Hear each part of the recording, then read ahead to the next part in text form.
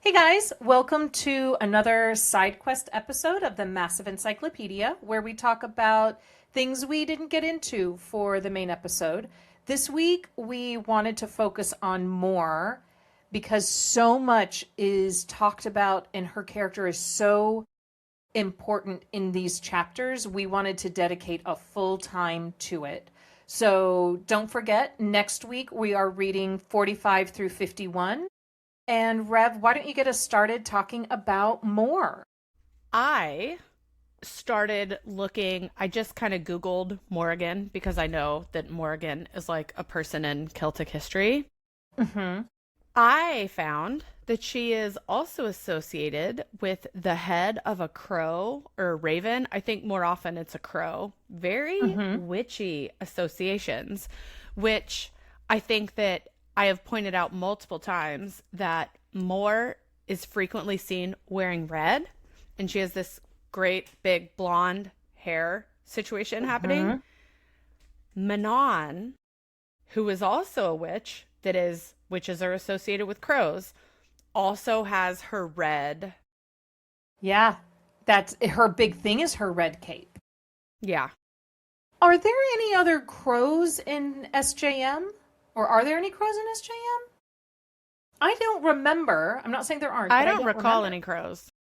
We'll have to pay attention, see if there's any crows or ravens. Wait a second. What is the other word for cape? The thing that I always harp on Cloak? all these books. Cloak. Manon wears a red cloak. Hmm? Hmm? Okay, We'll have to see done. how it's referred to in the books.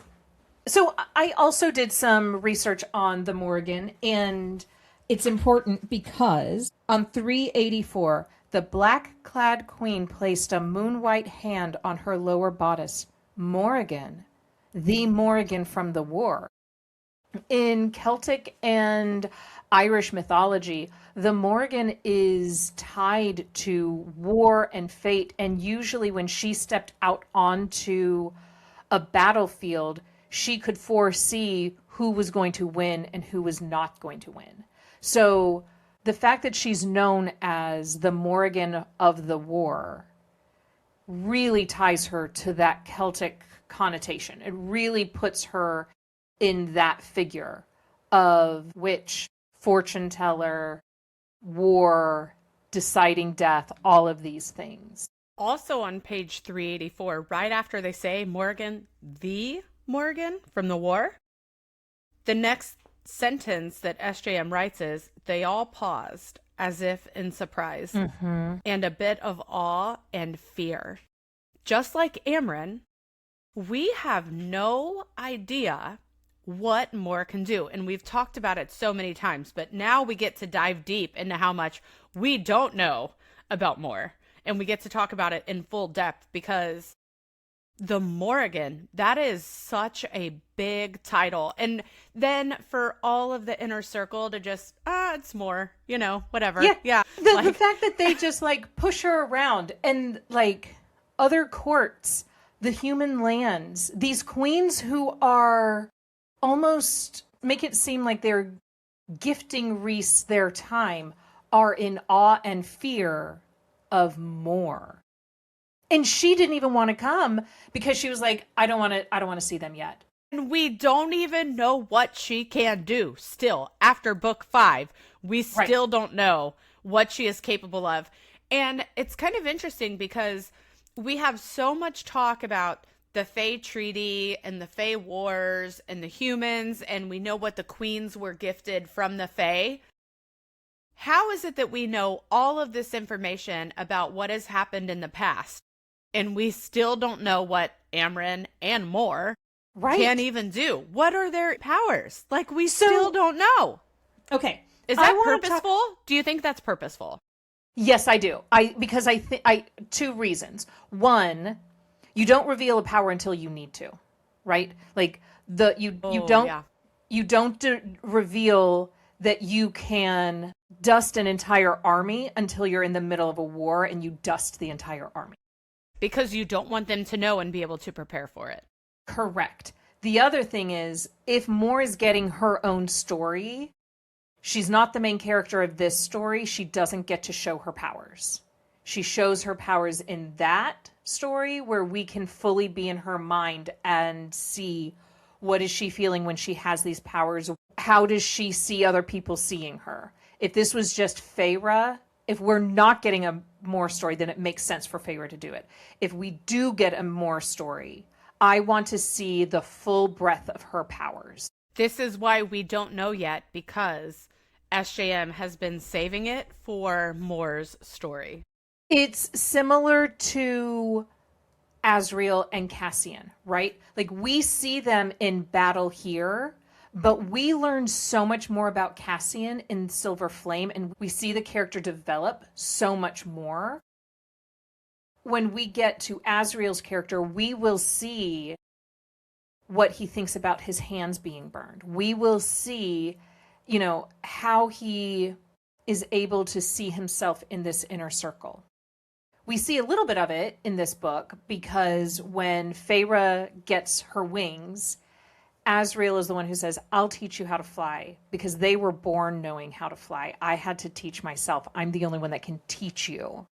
But it's important because that's from Feyre's perspective. It's a power she's learning. I want to see Mor's power in her book. And like how she learned to hone it, knowing that this interaction with Eris and the Autumn Court, and what powers did she have before this? How powerful was she that they thought they could contain her and force her on the Autumn Court and to be married? Or did she learn her powers after that because she wasn't as strong enough yet, and that's why they thought they could force her onto Eris? There's so much. This is a bloodline power. It's mentioned that the Veritas orb is in Kyr's bedchamber because it is a power that they have. Who else has this power of truth in her family? We know someone else has to. Is it Kyr, or does it come from her mother's side? Well, there's so many things about moms that we never learn in all of ACOTAR. We don't see Mor's mom. In this whole description, we have Rhys breaking Kyr's bones, and Kyr's room is where the orb is, and all this interaction between Rhys and Kyr. Where is Mor's mom at? Right. Where is Mor's mom? There are blonde males who could be her brothers or her cousin. Feyre doesn't know, so we don't know. It's on 418. Two males who looked like they could be Mor's cousins or brothers rushed forward, gathering up the steward. Mor watched them, sneering faintly, though her skin was pale. It doesn't say that her mother is there. And I think we see her mom later on. I might be wrong about that, but I thought we did see her mother. I don't recall ever seeing her, but that doesn't mean anything. Okay, so let's talk a little bit more about her powers, because we know she has the power of truth. We've said this for quite a bit of time. And on 387, she says, I am the Morrigan. You know me, what I am. You know that my gift is truth, so you will hear my words now and know them as truth as your ancestors once did. Not a word. And then she starts talking about how, do you think it's a coincidence that a human has been made immortal again? And then she starts talking about Miriam and Dracon. I mentioned this in last week's episode where I said we're going to do the side quest. So now we've moved to page 388, and Mor has her whole spiel. Mor, Rhys said, a quiet reprimand. A secret, I realized, that perhaps had remained hidden for 5 centuries. A secret that had fueled the dreams of Rhysand and his court. Blah, blah, blah, blah. I wonder if part of Mor's power... It's not described here, but I'm almost wondering if it's like a trance almost, where she doesn't realize what she's saying. She doesn't have control. She is just speaking truth. So when she starts talking about this, because she is saying, here is this human who was changed into a mortal. This has happened before. I'm going to start talking about Miriam. And do you know they're still alive? That's how much we have done, blah, blah, blah, blah, blah. I wonder if it's almost like she couldn't stop from saying it. That's part of her power. There's always a good and a bad. Yeah, it definitely could be the bad side of what her special power is, that she can't not speak the truth. So she ends up stuck in this position where she's giving out secrets that she shouldn't be giving out because she can't not truth. But Hmm. I also think there's a chance that with everything that Rhysand has done to protect Valeris, that she feels throwing out this little tidbit of information might be safer than showing them Valeris, which is what Rhys settles on, right? Like showing them Hmm. Valeris with the orb and everything. But I think that she thinks, if I say this, I can protect everything and not make the past 50 years of what Rhys has done under the mountain go to waste. We still get to protect Valeris. I just don't know which one is true because we don't know enough about her powers yet to know which, was it a choice? Was it not a choice? I don't know. Right. And we don't ever hear anything about it. We don't ever talk about this scene again. But we do see Rhys saying more, a quiet reprimand. So it almost seems like it's out of her control, right? But we don't have Rhys ever reprimand her again. We don't have him say, "Man, you shouldn't have said that." It's almost like he's like, "All right, it's done. We move on." Now, they do talk about Miriam and Dracon at Valaris because Feyre is like, "Who are these people?" And I think it's interesting because this is on 392 and 393 when Amren is telling the story and how she was with Jurian and then met Dracon. She fell in love with him. Jurian was so obsessed with the war that he didn't realize that they were getting together. And it's on 393. It wasn't behind his back, Mor snapped. Miriam ended it with Jurian before she ever laid a hand on Dracon. I've taken this a couple of ways in my rereads, and I've always kind of thought of it as she's defending her friend, right? We would all defend our friend. But could it also be she will not allow an untruth to be said? She knows the truth. No. She wasn't having an affair. She ended it with Jurian. You have to make sure you're telling the story correct. Because her power is truth. Like she can't just sit. I don't know if I 100% agree with that because there are tons of untruths that Rhys has to tell the rest of the Sure. Fey world, and 100 different untruths that she has to live through, like when they go down to Hewn City and she has Mm-hmm. to have on this face. So I would be cautious about saying that she can't let an untruth go. And I would err more on the side of, I think she's defending her friend and saying, let's get the story right. Well, and she tells lies. Like at the end of book 3, after the war, she reveals to Feyre that she's a lesbian and she is not interested in Asriel, but she doesn't know how to tell him or something like that. And it feels like that does not feel like something that someone whose power is truth would be keeping to themselves, right? Like it feels like that is too big of a untruth for 500 years to not be telling her friend this. Also, she has that little cottage, right? Mhm. That That nobody not knows very about. many people know about. And so, if she could only speak the truth and had to make sure everything was truthful in her world, people would know about this cottage. But she hides that, and it Yeah. is her own little safe space. So, I think that her power is truth, in that you can trust what she says is true. But also, I don't know how you reconcile that with how many lies and untruths she has on her facade. I don't know where to reconcile this or how It's we make sense of it until we get her book. right. It's so hard because if that's the case, then why do the queens need proof from Rhysand? Could it not be the truth that Mor is saying because they know her, they fear her, they are in awe of her? Also, going back for a second, Do we think that maybe, given that she is the Morrigan and this is from mythology of goddesses, do you think that maybe she has like a drop of a goddess in her? Because that's who the witches honor in Throne of Glass, is the three-faced goddess. I mean, she could, but it just seems like if it was like a goddess line, wouldn't there have been other people in her past, other females that would have carried that? And since we see nothing of her mother, we know nothing of her mother. Sure. It kind of almost sounds like this Veritas quality, this truth-telling quality comes from her father's line because there's so much more focus on her father and nothing about her mother. I don't know.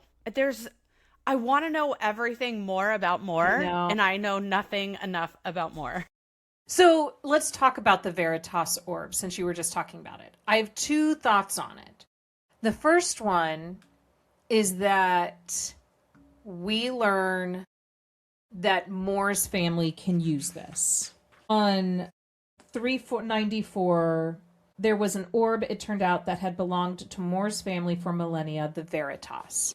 So again, we just don't know, right? Like, is it her mother's bloodline? Is it her father's? We know it's in her father's bedchamber, but from all of the interactions that we know and have on Kier, if you think that man is going to let a woman have this orb, you are not reading the same book.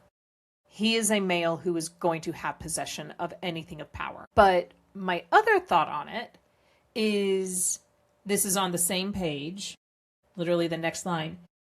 It was rife with the truth magic she'd claimed to possess, that many in her bloodline also bore. And the Veritas was one of their most valued and guarded talismans. Truth magic she'd claimed to possess. Claimed.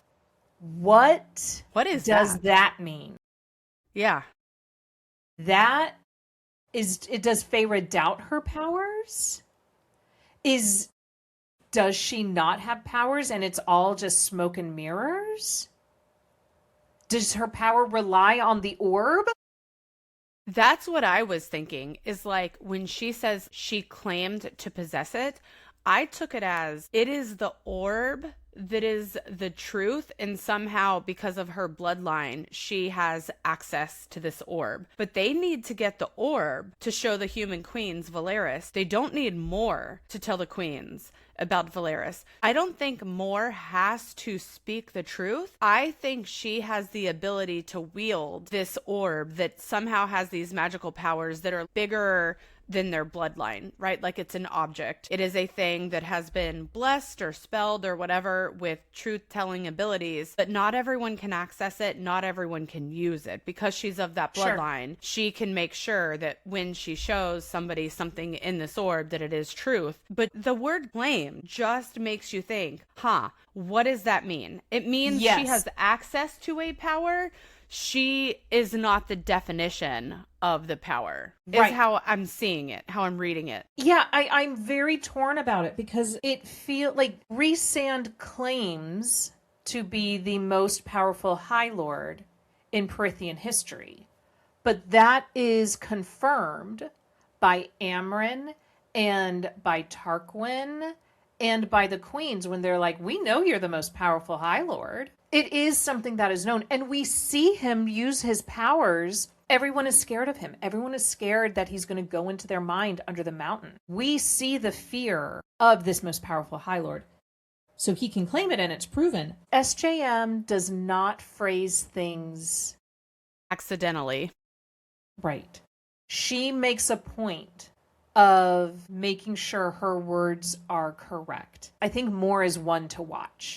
Because we also don't see her do much in that final battle against Hybern. I don't think she does like much fighting.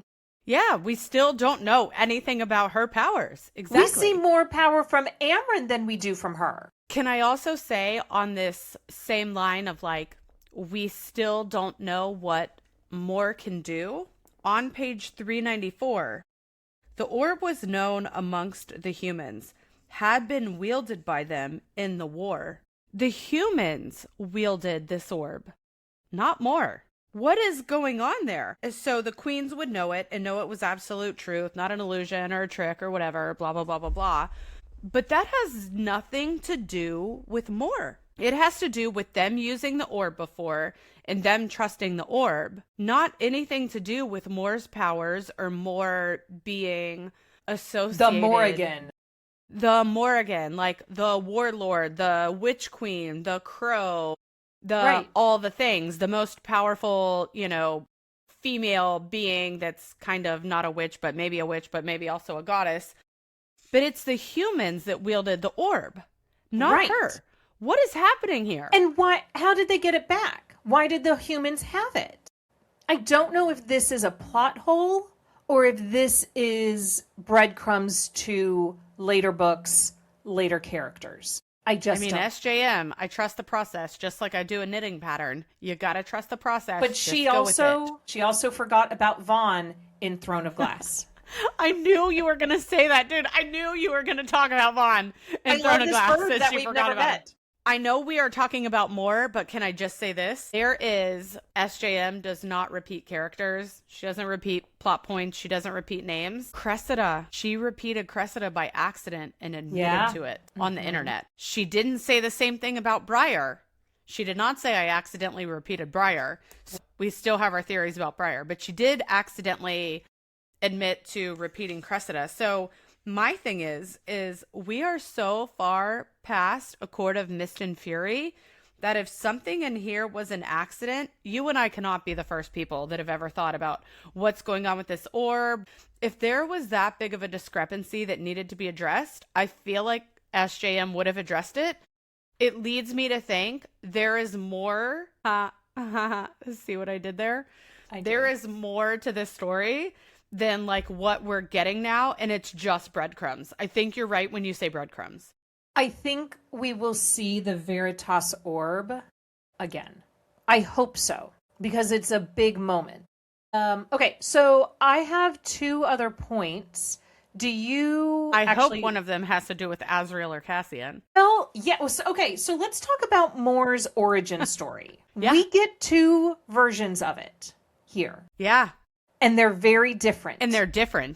We get Rhys on 397 saying, I brought Mor to the Illyrian camp for a few days, and she saw Cassian and decided she'd do the one thing that would ruin her value to these people. That gives a different intent. What that says is she went into this Illyrian camp saying, I don't care what I got to do.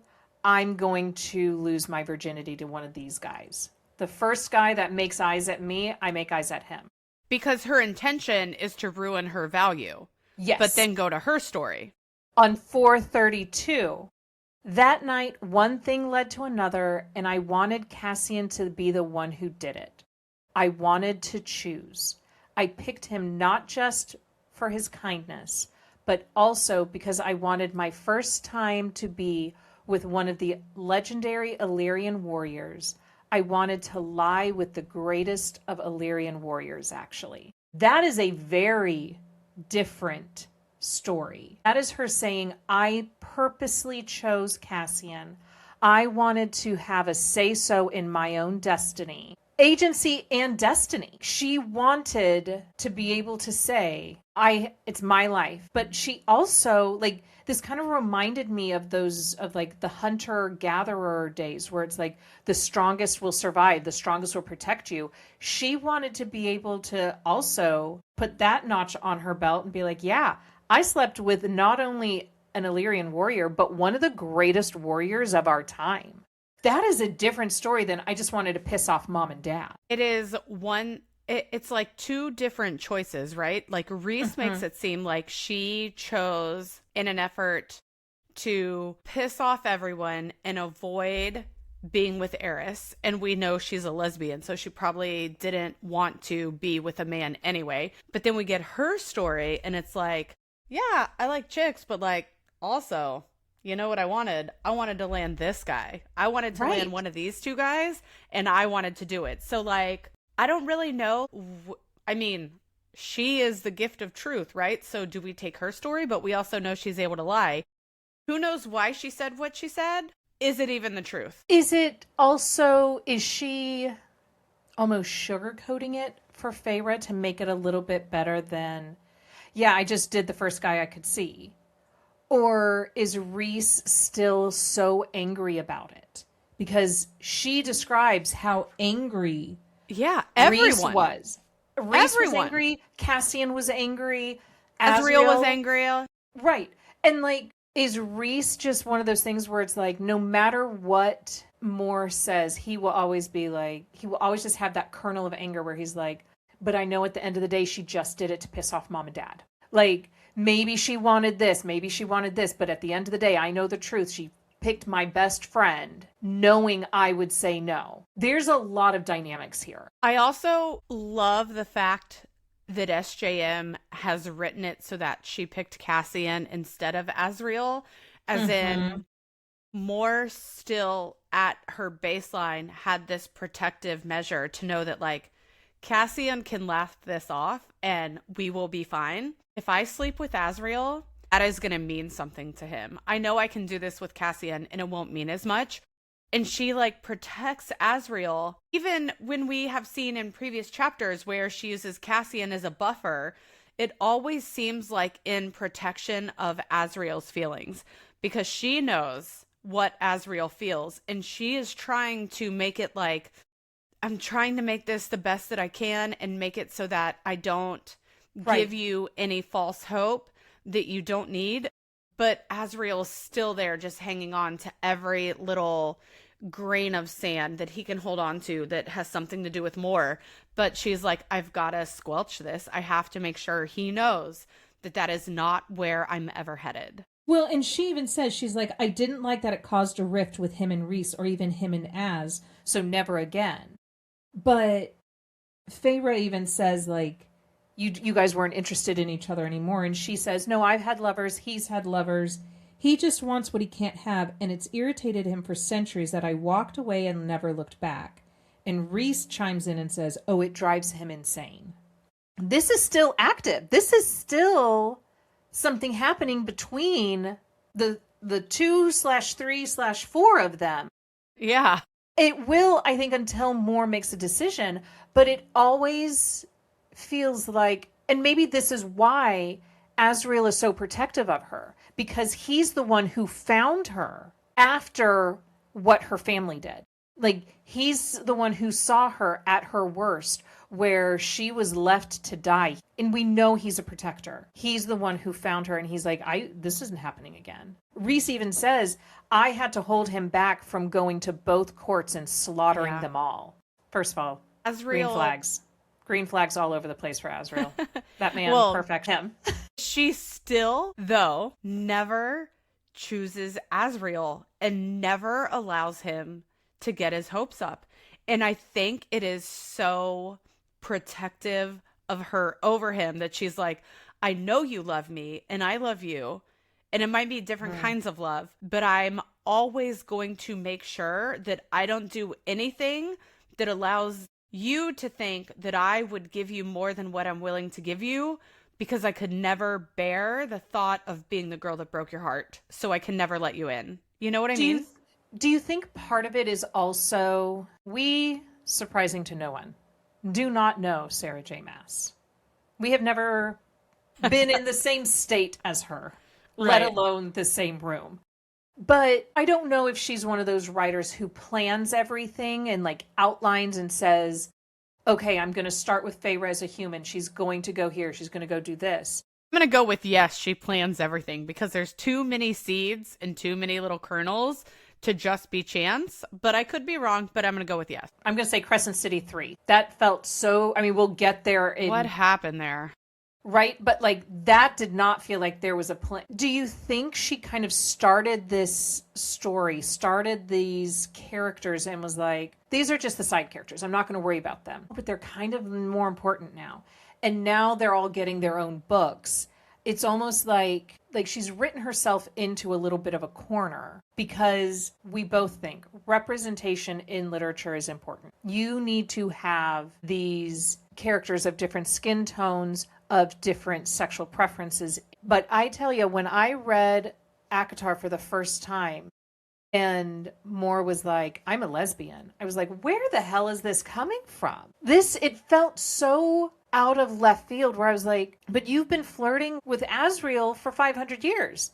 That feels mean. Now, come Silver Flame, where we get to meet Emery and we see her interacting, you're like, okay, now I see this relationship. I don't know. Do we think these characters are evolving as she writes more and more books? Or was this always the plan and I just was not paying attention reading it the first time? I think that the characters are evolving as she's writing, as evidenced by Vaughn, that you just mentioned a few minutes ago. My favorite guy. There are plans that she has, like big picture plans, big picture crossovers. But in the meantime, she's also having to make a life for Mor. She's having to make a life and a history for Azriel. She's having to make a future and a history for Cassian. And like Papa Archeron being MIA for like ever and ever and ever. And was that planned? Or did it just happen that she wanted the female characters to be stronger, so she had to have Papa Archeron away? Conveniently, she accidentally wrote in book 1 that he used to be a merchant. So she's like, great, I'm glad I wrote that in because now I can put him away on a ship and have him away and have these female characters be more powerful. I do think that probably now she realizes there are people like you and I who are dissecting everything, right, as well as everyone else on Instagram and Book Talk, and probably has a more cohesive plan. But I guarantee you, when she started out, she did not know that ACOTAR was going to be ACOTAR. So like she just had like, okay, I guess I'm going to write this because of this. And she's having to reconcile it now. And I think she's trying her best to like reconcile all these things. But one of those things is Mor, where maybe at some point in time, Mor was like this person that was going to hook up and she had these characters and like these relationships worked out. And then the books grew and she realized she wanted crossover. So now the relationships have to grow. So now she has to figure out how to separate out Mor from Azriel and Cassian. And then there's Emery. And so we have all these things that she now has to reconcile. That's what I think SJM is thinking. But at the same time, you can't make a third of a book about the power of her being truth. And she's the third in command. And people are in awe of her and not give us something. There is no way SJM knew that the year 2020 would happen and romantasy would burst onto the scene in a way that has not happened since Twilight. She could not have known that TikTok would arise, book talk would happen, and her books would be dissected word by word. Because you're right, we are not the only ones to be doing this. How many people write and record about her books and other books? But SJM Book Talk is based on ACOTAR, basically. Right. Get down to it. It is at its essence ACOTAR et al. Right. She is the pinnacle. That is the start. She is the Stephanie Meyer of romantasy. There were books before her, there were books after her, but she is that one shining star. And that pressure must be very heavy. And having to reconcile all the loose ends that she was like you and I with this podcast. She had no idea that people like us were going to be going down to the nitty gritty and every single detail and making an encyclopedia. Let's change topics. Let's talk a little bit about Eris, because we have some red-haired brothers in ACOTAR when she's under the mountain. She's promised to Eris, so we know that there's a relationship between the Court of Nightmares and the Autumn Court. Does he want to be with her? Who knows? I've seen the theory that Eris told Azriel where she was. What are your thoughts on that? First of all, there's no proof, so everybody can have all their theories until SJM writes it. I don't really care. I'll take it into consideration if it seems like something realistic, but like Eris told Azriel, no one knows that, and there's no hint of that. I do think there is some truth when we think about, did Eris do this for the benefit of Mor? Is Eris actually as terrible as we think he is? Or did he know that she likes women and also didn't want to be part of Autumn Court and wanted to just be her own person. And so he did this in a way that's like, I know she will survive this. I have to make it believable. Now, if I recall, in Silver Flames, there is a scene, and he's in the Court of Nightmares, and I guess he has a bedchamber there. And there's a scene where he and Azrael get into it, and Mor is there.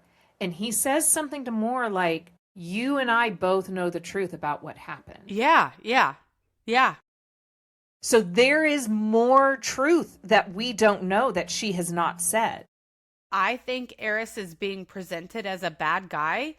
And I think whatever participation he had in this situation where she had the nail and the little paper attached to her or whatever, I think that she and Eris were somehow working together and that Eris is not a complete bad guy. I don't know. What's your opinion? I always thought it was, she was on the border of the Autumn Court. If he had taken her or touched her or moved her, she would be his problem, quote unquote.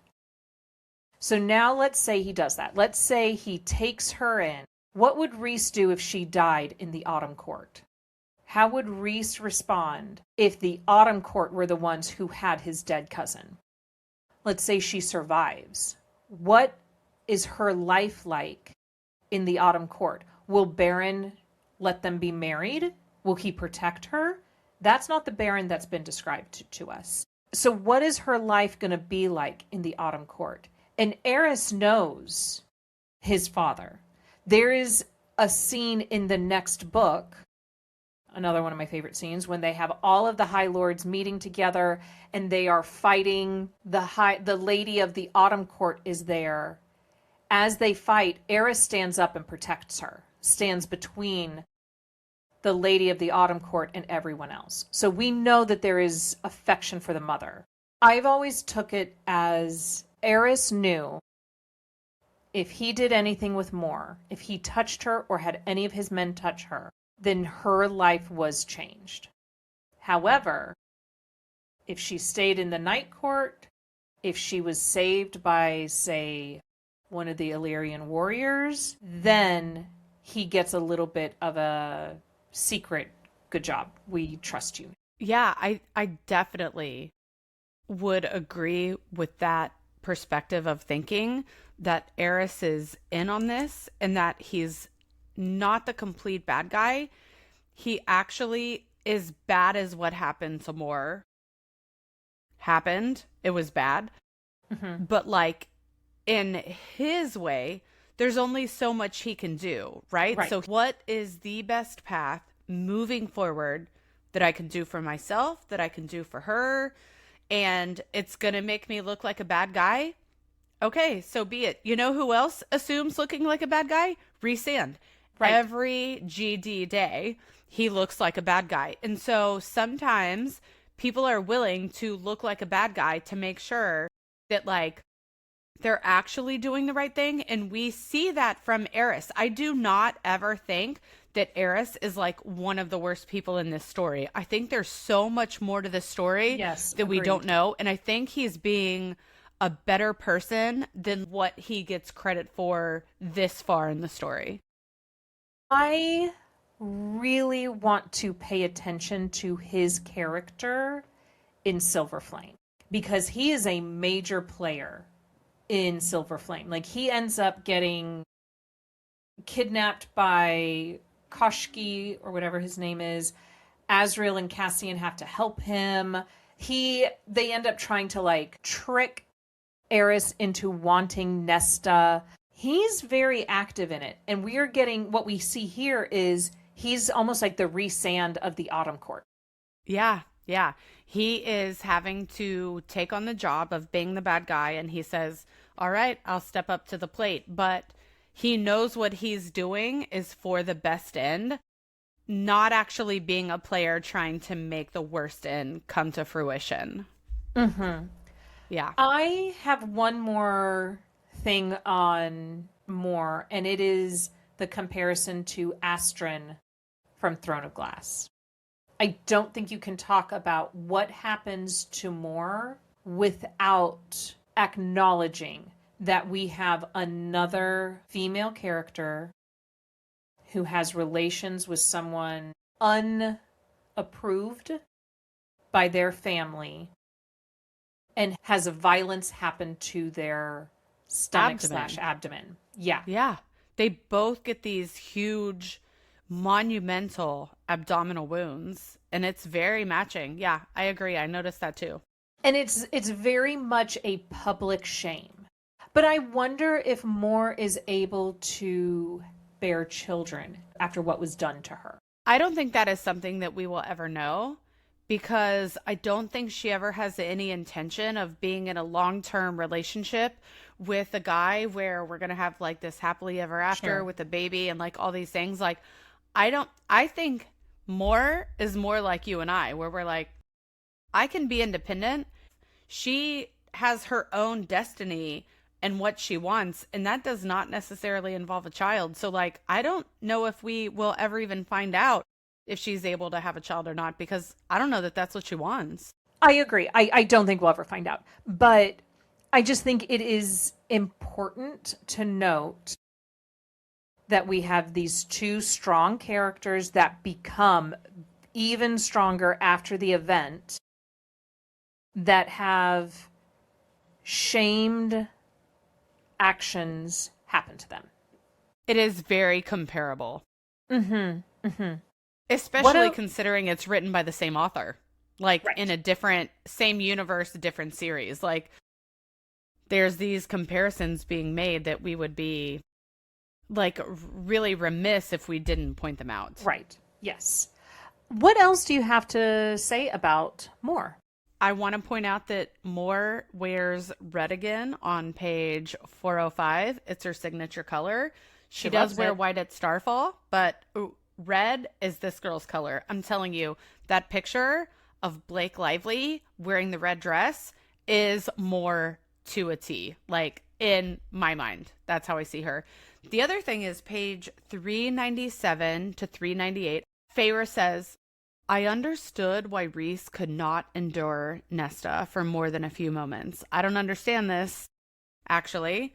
Like, is there a comparison between Nesta and Mor? What does it mean that Rhys cannot tolerate Nesta, and that has anything to do with Mor and the way Mor acts? I think it has to do with the fact that Nesta watched her younger sister go out and did not protect her.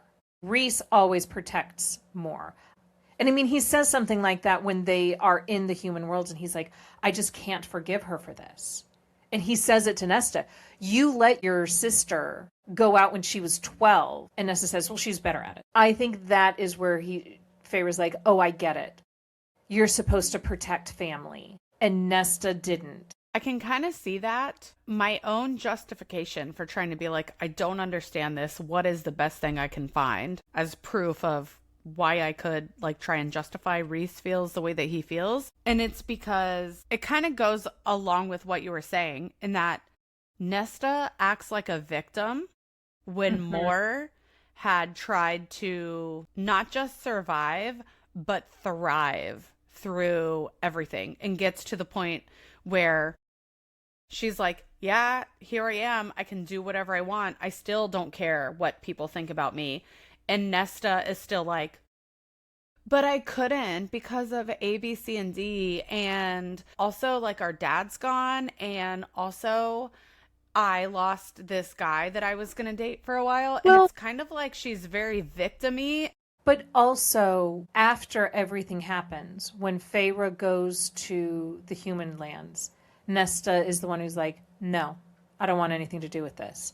And Rhys is like, your sister literally died for you, and you won't let us send a letter to the queens of your land? Like, the audacity. Who do you think you are that you are so special?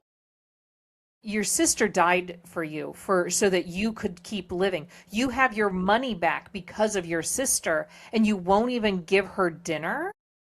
It's Elaine who does it. You know what I think is funny is that Reese wasn't even the one that gave them their money back. It was Tamlin. Right. Right. Like, It's so complicated. it's very complicated, but I do see where she's like, I get why Reese is angry at Nesta because family is supposed to protect. And Reese protects his own. And Mor has gone above and beyond and been like, yes, I'll take what I got, but I'll still protect my own, and still stands up. And then here's Nesta just throwing a hissy fit at every turn. Like that kind of? Yeah.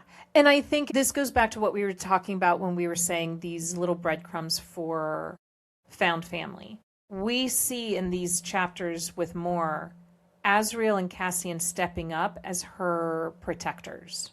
I would say brothers, but that's kind of weird because of like their relations. The sleeping together thing. Mm-hmm. Yeah, it's a little weird. It's a little too Game of Thrones.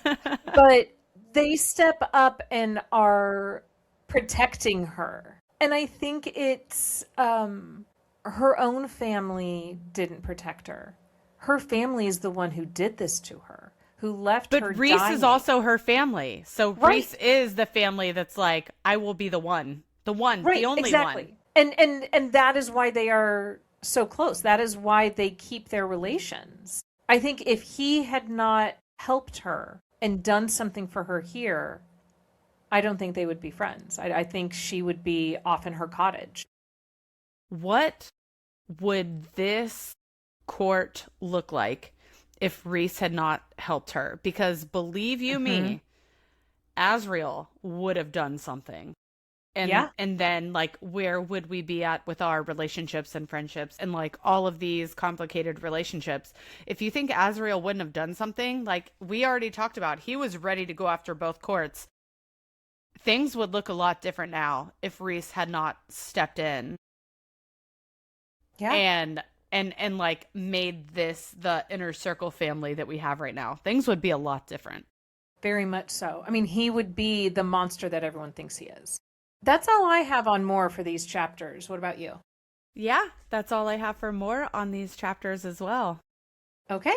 Well, then I guess we will see everybody next week when we start talking about the mating bond. Yes, looking forward to seeing you next week so we can talk about the mating bond. All right. Bye, guys. Bye, Rev. Bye.